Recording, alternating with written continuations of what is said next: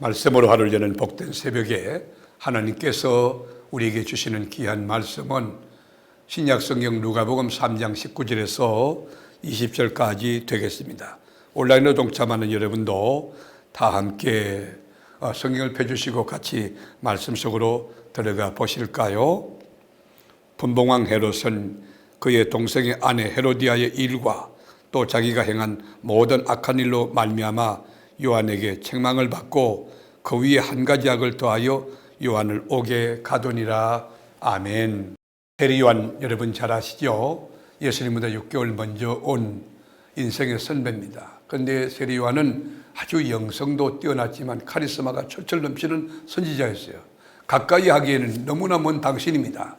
사람들이 듣기 좋아하는 덕담 수준의 인격적인 말, 윤리적인 말, 도움이 되는 지식과 지혜의 교훈을 전하지 않았습니다.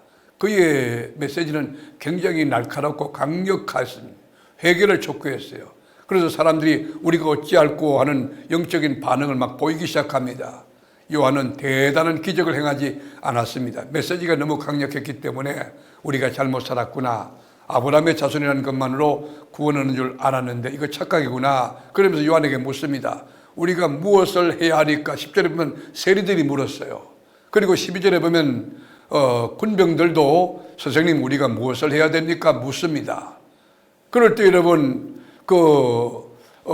회개에 합당한 열매를 맺으라, 그렇게 건면했습니다. 여러분, 우리가 회개라고 하는 것은 입으로 생각으로 맺는 게 아니라 삶의 현장에서 열매를 맺는 거예요. 이렇게 불순종하는 사람이 순종하는 사람으로, 불평하는 사람이 감사하는 사람으로 행동의 변화가 일어난 것, 그것이 바로 진정한 회개 아닙니까? 교회 안에서 좋은 그리스도인이 많을 수 있습니다. 교회 안에 좋은 장로님이 있습니다. 권사님이 있습니다. 그런데 문제는 좋은 그리스도인인 사장님, 세상 속에서 훌륭한 그리스도인으로 살아가는 사장님, 그리고 슈퍼마켓 사장님, 그리고 회사원, 이 좋은 그리스도인에서 공무원, 좋은 그리스도인에서 의사, 좋은 가게 주인, 이 좋은 그리스도인에서의 주부, 이것이 적다는 것이 문제인 것입니다. 우리가 기억할 것은 이 회개에 합당한 열매를 맺는 것. 그래서 이 세리에게 과세하지 말라, 탈취하지 말라 건면한 것입니다. 간행이라고 잘못된 것을 하지 말라는 겁니다.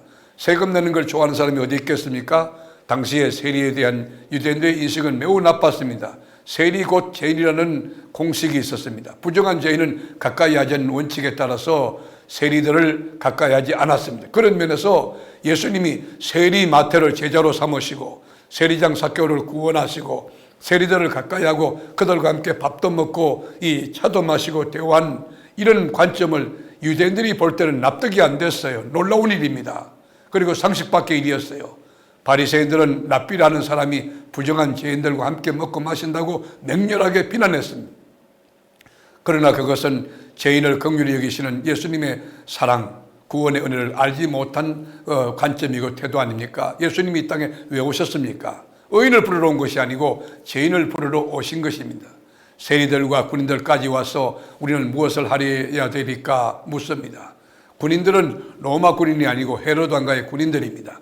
주어진 수입에 만족하고 강포를 행하지 말라 하며 사람을 억울하게 해서는 안 된다고 주님이 강력하게 건면하고 경고해 주었어요. 13절 볼까요? 이르되 부과된 것 외에는 거두지 말라 하고 군인들도 물어 이르되 우리는 무엇을 하리까 하며 이르되 사람에게서 강탈하지 말며 거짓으로 고발하지 말고 받는 급료를 족한 줄로 알라 하니라 그랬어요. 세리 요한은 세리의 직업이 잘못됐다 말하지 않았어요. 당장 그만두라 그렇게 말씀하지도 않았어요. 그 직업의 특수성을 인정하면서도 간행이라는 명목으로 자기 욕심을 채우는 일을 하지 말라는 것입니다. 하나님을 만난 사람은 다르다는 것이에요. 똑같은 일을 할지라도 불신자와 전혀 다른 삶의 스타일과 철학과 기본과 원칙이 있어야 된다는 거예요.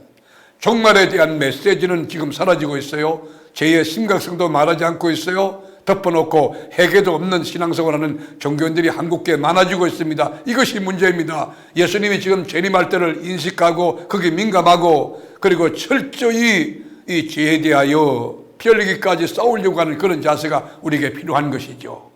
요한은 단호했습니다.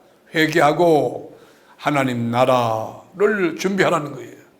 여러분, 세례 요한이 직접 물로 세례를 주지만은 여러분 예수님은 성령과 이 불세례를 주시는 분이기 때문에 자신은 예수님의 신발매 그 신발끈조차 풀어드릴 수도 없는 낮은 종에 불과하다고 자기를 소개합니다. 16절 볼까요? 요한이 모든 사람에게 대답하여 이르되 나는 물로 너희에게 세례를 베풀을 거니와 나보다 능력이 많으신 이가 오시나니 나는 그의 신발끈을 풀기도 감당하지 못하겠노라. 그는 성령과 불로 너희에게 세례를 베푸실 것이요. 여러분 얼마나 겸손합니까? 이렇게 주님의 길을 예비하는 세례요한이 어느 날 사라져 버렸어요. 어디 갔습니까? 감옥에 간 거예요. 근데 예수님은 사라진 그 사람, 감옥에 간 그 사람, 참소형당한 그 세례요한을 가장 위대한 인간이라고 부르셨습니다. 최고의 사명자라는 거예요. 예수의 길, 하나님의 구속사를 써나간 최고의 선지자라고 정의해 놓았습니다. 우리가 예수님의 족보를 기록한 책은 두 책이 있죠. 마태복음과 누가복음입니다. 그런데 두 복음서의 기록 방법이 약간 다르죠. 누가복음은 예수님으로부터 시작해서 요셉으로 올라가서 아담과 하나님에 이르는 뿌리를 찾아가는 상형식 방법을 동원했습니다. 그러나 이 마태복음은 아브라함부터 시작해서 이삭, 야곱 그리고 예수님에게로 내려가는 해양식 기록 방법을 택하고 있습니다.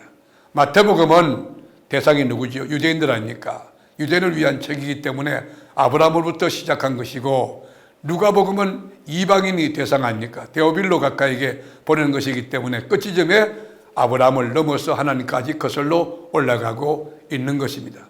말씀을 알려주는 복된 새벽, 사랑하는 교우 여러분, 여러분이 진정한 예수를 만난 하나님의 사람이라면 교회 안에서 빛과 착한 그리스도인 되는 것도 중요하지만 세상 속에서 여러분 직장에서 슈퍼마켓에서 길거리에서 목욕탕에서 여러분이 형제 자매에게 유익을 주는 참 덕을 끼치는 그리고 정직하고 성실하게 살아가는 그런 모습을 보여주는 그것이 진정한 크리스찬이고 이게 참된 기독교인이고 진정한 회개한 사람이라고 생각합니다. 오늘도 여러분 주변에 많은 사람을 만날 거예요.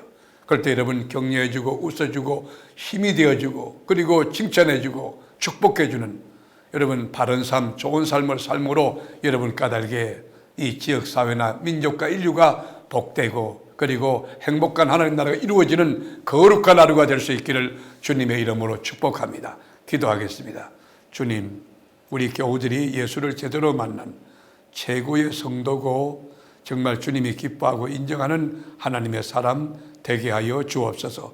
오늘도 넉넉히 이기게 하실 그리고 성립케 하실 예수님의 이름으로 간절히 축복하며 기도하옵나이다. 아멘.